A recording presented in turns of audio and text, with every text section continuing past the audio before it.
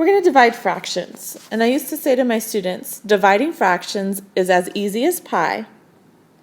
Flip the second and multiply. So when you're dividing, we're multiplying by the reciprocal, we're taking the second fraction and we're flipping it.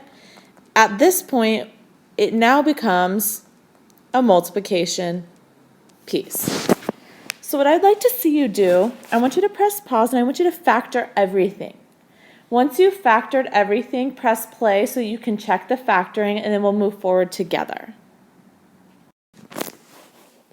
All right, so the first one I factored up here, I factored by grouping. 3 times 4 is a negative 12.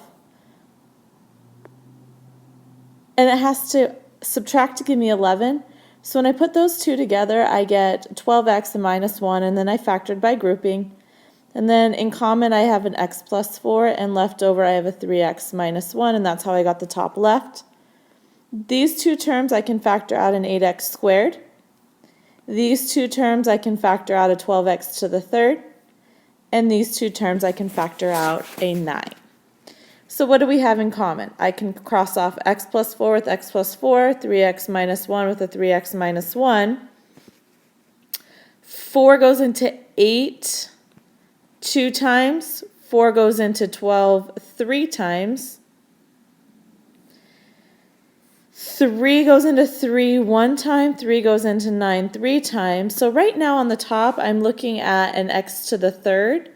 And on the bottom is 2 times 3. Which is 6.